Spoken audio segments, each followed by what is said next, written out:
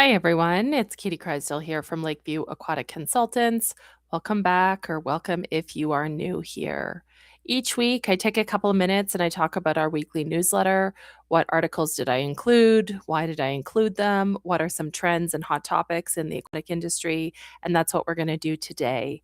Today, I'm going to be talking about the March 25th, 2026 newsletter. Can you believe that it is already the end of March 2026? The year has been absolutely flying by. I don't know about you, but my March was crazy, crazy busy. It's usually not such a busy time of year here in aquatics in Canada. Our outdoor pools don't tend to open until late May, Victoria Day. And so spring, summer startup doesn't normally happen until late April and early May.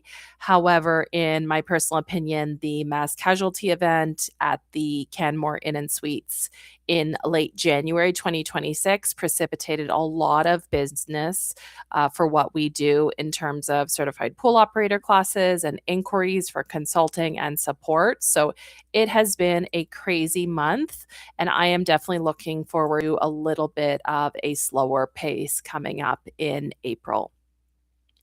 When I'm writing the newsletter, I do try and share topics that are of interest to me, but also things that I think are relevant to what we're seeing in general in aquatics. And the idea for the March 25th, 2026 newsletter entitled Every Change Requires a Risk Assessment comes from a recent webinar that I attended from the World Waterpark Association. As always, I will link to the newsletter in the description box down below. Please do consider subscribing to get the newsletter delivered to your inbox each and every week, typically on Wednesday. And then I follow the newsletter up with this YouTube live recording chatting about the newsletter. So for those of you who do not have the bandwidth to receive yet another newsletter in your work inbox, I've got you. You can come and listen each week, and I give you kind of the executive summary. We're not going to go through every single line, every single article, every single topic, but you can get the gist of what is covered in the newsletter, and then you can click on the link below to get into the details or the whys and the hows of specific topics. The main genesis of this week's newsletter is very much understanding that every change requires a risk assessment. And this came out of a session I attended recently from the World Waterpark Association. I've shared this several times. I am part of the World Waterpark Association, but I'm kind of in this weird place where they consider me a supplier because of Lakeview Aquatic Consultants being a for-profit business and not a facility, not a water park. I'm not a water park employee. But then in my participation at the trade show or at conference sessions or even in member meetups, I feel that I function more as just a regular aquatic professional, whether it's sharing in-service ideas or different equipment, what have you. But I would never purport myself as a experienced water park professional. I have never worked in a water park. It was kind of on my dream board growing up as a kid to do the Disney parks experience. I never did do that. I haven't worked at a water park, but I feel there is so much that can be learned from our colleagues who operate and manage water parks because they are so high risk, because they are so high volume, because they are so dynamic, whether they are indoors or outdoors, year round or seasonal. And so attending this webinar recently entitled Ride Vehicle Best Practices was really a no-brainer because there's always things that I need to learn about water slides in my role as a certified pool operator instructor, as well as in my role as a management consultant. I know enough to say that I am not personally qualified to inspect a water slide or to investigate issues with a water slide, but I do know enough to know that I know very little. And so I'm always looking to learn. And this session was a phenomenal discussion of ride vehicle best practices. And I don't know about you, but as a non-water park person, I was kind of like, ride vehicles? Like, what does that mean? Is that not like a roller coaster car? Is that not something else? But that was the broad category that they used to describe inflatable tubes and rafts that are used on a variety of water slides, both single person, family style, two-person style. And it was a really, really detailed session that will be available in the World Waterpark Association recorded archives for members. You can go in and watch it.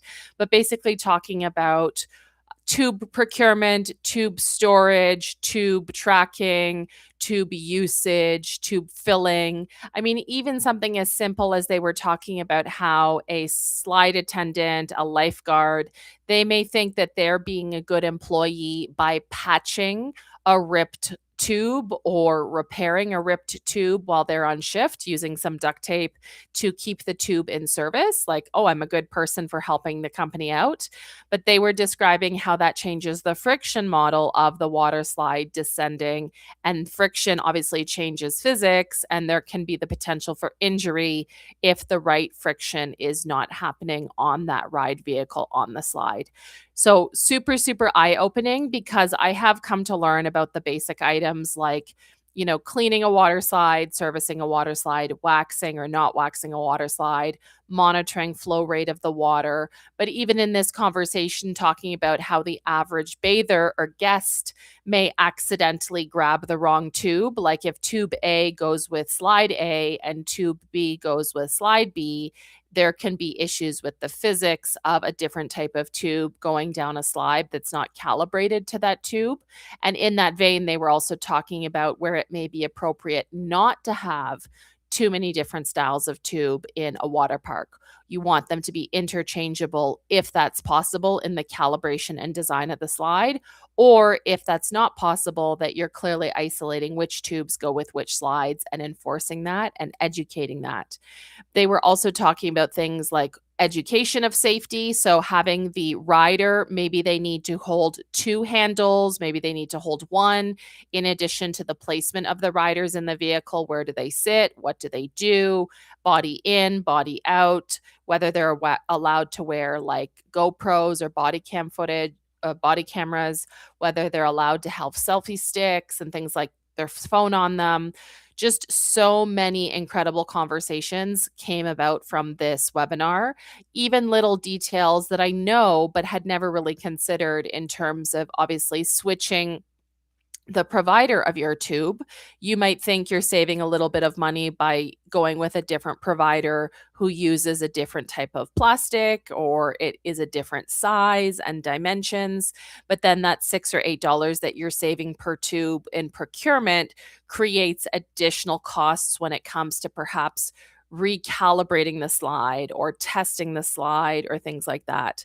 It's super, super interesting. And I'm really only just scratching the surface because I don't have that kind of experience in my wheelhouse.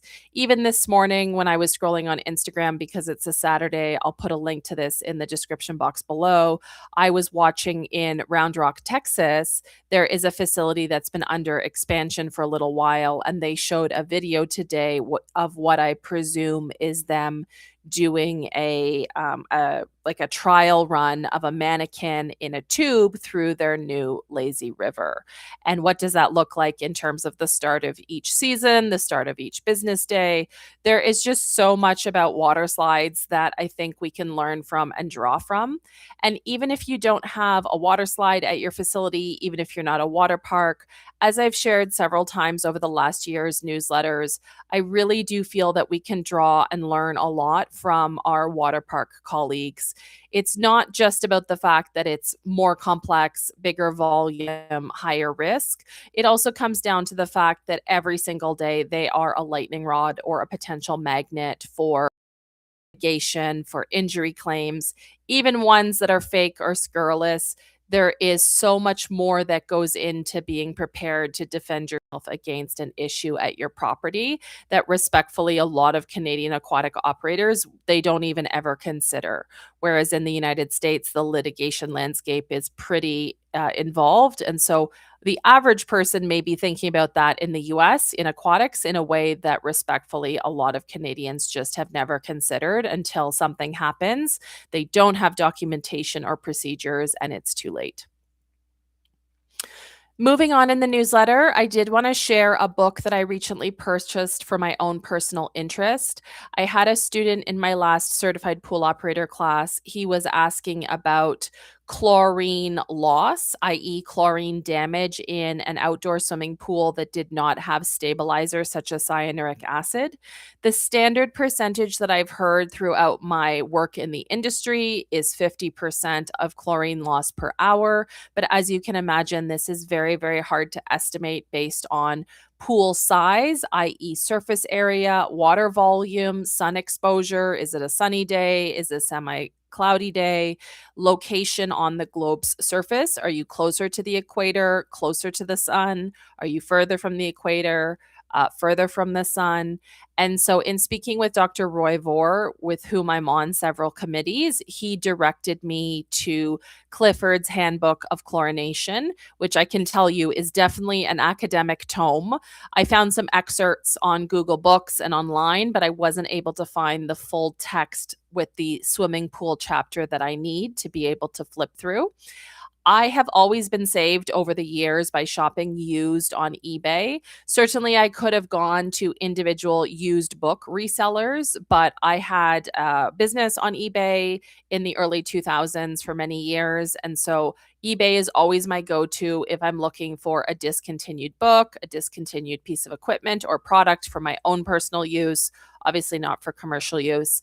And I was able to get this book for roughly $30. You know, it was a discard from a library. So it's a little bit tattered. There's a few highlights, but for my personal and professional interests, I want to be able to read up on this topic, to follow up with the student, and then, if applicable, be able to share some pertinent charts or resources the next time that this question comes up in the pool operator class. And there may also be more detail on this in the certified pool operator class. I should be clear, I haven't read the full textbook from start to finish, and I should really dive into chapter 5, disinfection, a little bit more. But I trust Dr. Vore's judgment. He's also on the textbook editorial committee. So if he says that this is a good resource for what I was looking for, I'm going to believe and trust that this has more than what we've got in the Pool and Hot Tub Alliance CPO book. Summer is just around the corner. I don't do a lot of sales pitches, but I do want to remind you that our certified pool operator classes in May and June, sometimes April as well, tend to be our busiest ones of the year. Everybody respectfully thinks, oh, well, I'll do my training in May when the pool opens for the summer. And unfortunately, a lot of people have that idea, or they're just, coming out of hibernation, so to speak, at their indoor pool after hockey season is over. So quick mention that our upcoming classes registration is ongoing. I think we're at roughly 50% of space remaining for April 20 to 23 on Zoom. If you haven't taken a CPO class with me here before, on Zoom, I do split it up over 4 consecutive days. So Monday to Thursday from 8 a.m. to 12 p.m. Mountain, or 10 a.m. to 2 p.m. Eastern. I know the general opinion from some people who haven't tried that is that it really breaks up the work week. But I've got to tell you, as an educator and somebody who's been teaching this class now for almost a decade in person and almost 6 years online, the retention, the comprehension, and the accuracy is way, way, way better 4 hours on Zoom every day instead of 8 hours on Zoom. Even my recent in-person classes in Canmore and Banff, those clients had said, wow, geez, 8 hours is a long day to learn all of this info. And so 4 hours is our market differentiator as a business. For me as an educator, we've had other people copy that, which is the most sincere form of flattery. But yes, our April class is coming up here in just a couple of weeks after Easter. We do have a May certified pool operator fusion. So that is an 8-hour day of Zoom, but it is half day of class, half day of test. After you have completed the pool operator primer modules, this is a great option for a young person who's very comfortable with self-paced, asynchronous learning. This is also a great option for somebody who is doing perhaps a certified pool operator recertification. They've been in the industry for a while. It's a good opportunity to refresh your knowledge, but without spending the full 16 hours together in class. And then later in May, I did already include the dates for our monthly May Zoom class, 4 days times 4 hours. We do have a 4-day class every month throughout 2026, including some months it's a little bit fudged around my travel in the fall, but we do have classes monthly, and the entire 2026 schedule is posted for the year. We rarely make any changes and we don't make cancellations, so you can always register with confidence and be sure to go in and plan your year out well in advance. We are still continuing with the anonymous advice column. We haven't had any submissions yet, but I know it's going to take some time. So you can keep an eye out for that in the newsletter each week. I will also be sharing it periodically on our social media platforms across Facebook and across Instagram. So do feel free to pop in any questions that you've been having in the workplace that you might be a bit ashamed or you want to anonymize asking, and we will address those on social media, both in terms of the newsletter and this YouTube Live as those items come up. I did make a correction in this week's newsletter that last week, the entrapment that I had referenced, I didn't read the article enough. I thought it had occurred in Pennsylvania. It did not occur in Pennsylvania. The family was from Pennsylvania. They are residents of Pennsylvania. They were traveling internationally to Mexico when the entrapment happened, and it was not recently, so to speak, it was within the last year. It is still very difficult to find a lot of resources about this particular case. I'm not suggesting it didn't happen. The resources I did find seem accurate. They seem, watermarked by like real news channels on cable, but it is a bit hard to find more information on this story, which I find really.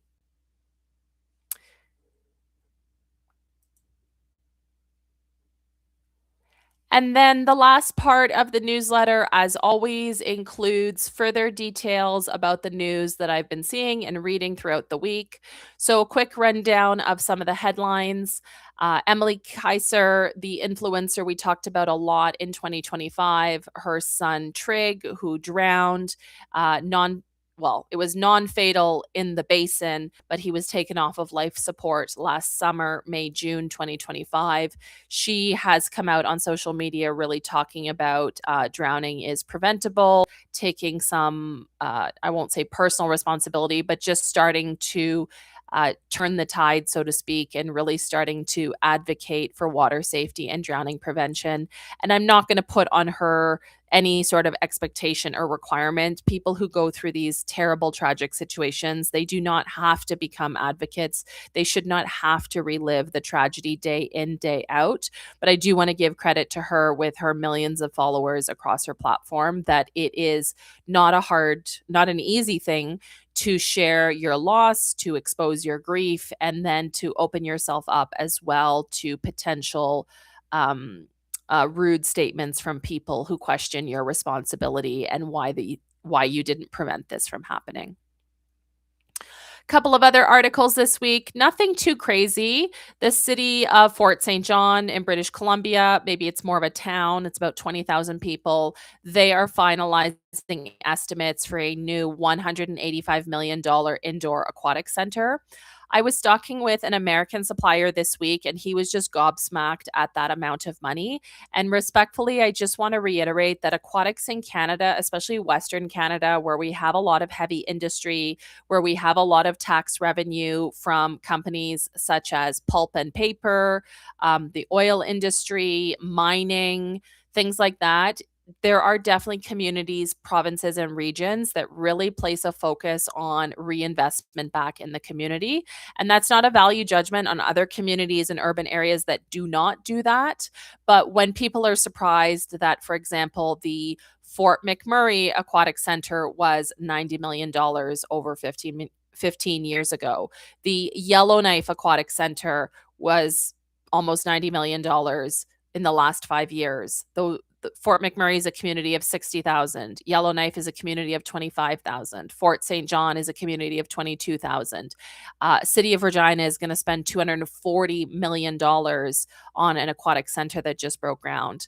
This is a huge commitment in some regions to recreation and aquatics. And so very, very proud to be a part of the industry and contribute to some of these projects where it is going to have a meaningful impact on future generations and access to aquatics and recreation for these communities. Like, it's really being prioritized in a way that other communities in different countries can't necessarily afford. We can't take that for granted at all. I shared some typical hiring articles. So we're starting to see in the ramp up to summer, Victoria Day in Canada, Memorial Day in the US, that a lot of facilities are starting to look for staff if they don't have them already. I shared a art exhibit out of Hong Kong that I thought was really cool. It is inspired by swimming pools. I shared some public backlash to the new location of Haven. Haven is a spa, as in like sauna, cold plunge, steam room situation on an old military barge located in the harbor of Victoria, British Columbia. I had the opportunity to see Haven from the outside. I have not yet been inside of Haven. I have talked with the owners. Haven has been open since 2024, I believe, in Victoria, maybe 2023, when my Panama Canal cruise was going through. We ended up in Victoria and they were putting the final touches on Haven. The ownership has now secured another one of these military barges, and they are going to be docking it in Vancouver, adjacent to the Maritime Museum. They have rented out a berth. Like, there is a contract, but there is some pushback now about the nature of this agreement and the usage. So I'm watching that project very closely because I think it will be interesting to see that kind of unique amenity being offered in Vancouver. This is not the only contrast therapy, Nordic spa, anything like that. There are quite a variety. I get the Instagram ads all the time, but this is a really unique project insofar as it will be in the Nordic style, like what I saw when I was in Oslo last year for my ISO meetings. When they put this on a barge or a ship or a little floating vessel, very, very cool to see that in downtown Vancouver and a little bit more accessible than just in Victoria Harbor.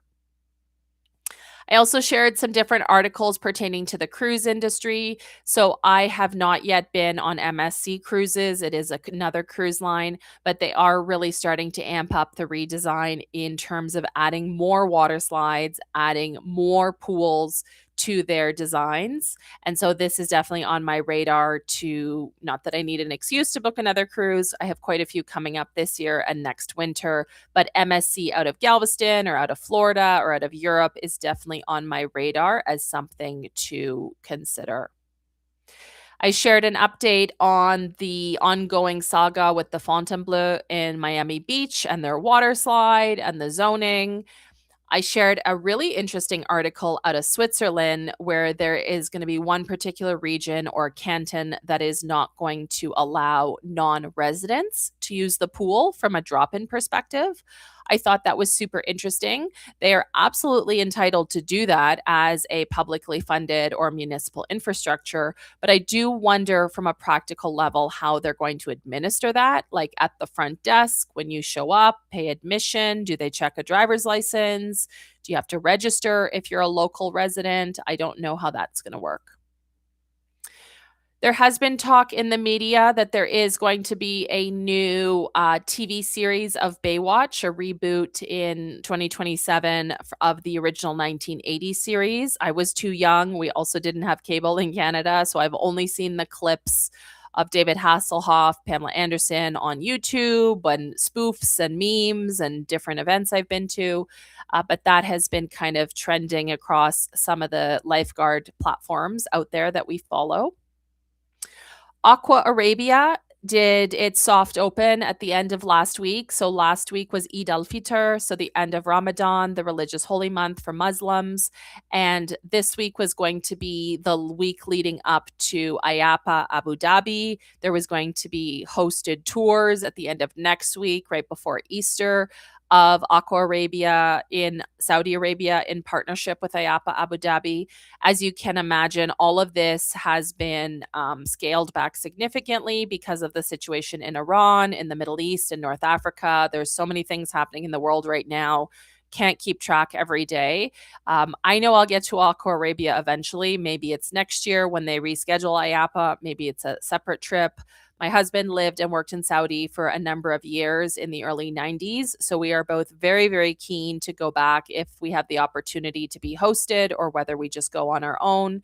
But as you can imagine, not a lot of people are booking international travel right now with significant, you know, act of God or acts of war is not included in your travel insurance policies. So I know generally most people I've spoken to, professionals who travel a lot for work, as well as people who travel a lot for fun, are very, very cautious where to travel right now in terms of cost and the ability to get home. As well as, unfortunately, the last week has been especially challenging. There was the Air Canada Jazz crash at LaGuardia Airport last Sunday with the fire truck. The 2 pilots were killed, as well as ongoing delays in the United States with TSA lineups for people to be able to board their flights and get through security. So it is just, sorry if you're watching this a couple years from now, hot mess express. And so I feel bad for Aqua Arabia in the sense that this has been a 7 to 10 year project, billions of dollars probably in terms of the parks, the infrastructure, the advertising, the preparation.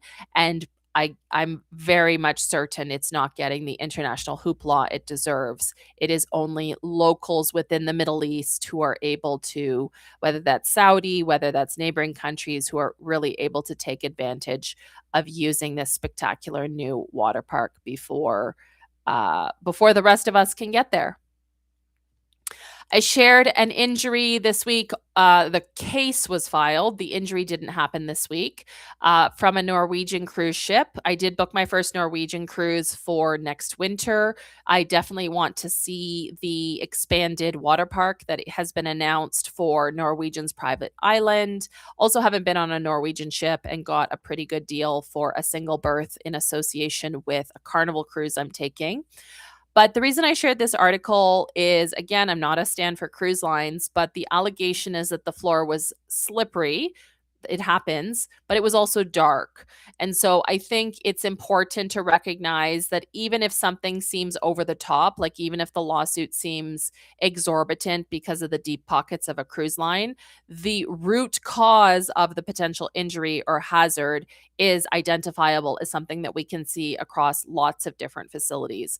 I shared a post on Instagram this week about a property that I was visiting in the evening, and I could not see all the stairs that I was meant to go down. And I don't have any color blindness or visual acuity issues that I'm aware of, but it is a hazard to anybody if they cannot perceive the edges of the stairs. And I fell down the stairs. I'm sure other people have fallen down the stairs at this property that's been open for a while, but it had never been audited. It had never been nobody had walked around at night, I guess, to notice that it was difficult to see these stairs. Last couple of articles, I am still following the Camp Mystic situation, so you will see me continue to share articles and videos about that. I really do try and avoid sharing too much off of Instagram because I know not everybody uses it, but that is the platform where some people are sharing their videos, and that's just the case sometimes when I'm linking to Instagram content. Also, in this week's newsletter, I shared an amazing Candyland inspired aquatic staff team building activity. This was from a water park in the United States, and this was shared at the monthly World Waterpark member meetup that I just attended. And this is going to be a team based activity. It's called Sandyland, riffed off of Candyland, the 1980s game. And teams of lifeguards will work together at this water park over the summer, and they will try and progress from the beginning of the pathway to the end of the pathway with different questions and activities and prizes. Super, super interesting. And a lot of time, she said, to put it together, but I think something that her team and her staff members will really probably enjoy. I've been able to get back in the saddle, so to speak, with YouTube. We are going through some staffing changes as well at Lakeview Aquatic Consultants. So I appreciate your patience as it's been sort of up and down and inconsistent with YouTube. We released this week a video about the ladder approach, which is used in the National Lifeguard Program. It is used in Bronze Medallion and Bronze Cross, now Assistant Lifeguard. That is a video I filmed quite a while ago, but it is very, very important when we talk about gaps that I see candidates just don't understand. That's why I made the video. It's not for other NL instructors or trainers. It's for candidates who are on YouTube looking for resources to help them learn and grow. And then I did also share another reaction video. The reaction video I posted in January did really, really well. This is another reaction video. The title and the thumbnail, I think, are part of the problem. So I might be swapping those out. But it is exactly the same format that a lot of you enjoyed in terms of things to be aware of, things that are hilarious, things that are weird. So give either of those a click. And as always, you can play them in the background. Like, our visuals are not Mr. Beast level. They're not Nate and Kara level. They are meant to be me talking. If you enjoy listening to me talk, if you enjoy my opinions or my expertise, that is why these videos exist. That is also why this weekly chat about the newsletter exists. So I do appreciate if you subscribe to the newsletter, or if you prefer to listen, please do give this video a thumbs up. Please share it with a colleague who you think might also benefit from getting weekly news and updates from the aquatic industry. I appreciate you being here, and I don't take that for granted. We will be back next week. We're here pretty much every week for the next couple of months. I don't foresee any gaps until maybe May. So thanks so much, and I will see you next week, same time, same channel. All the best.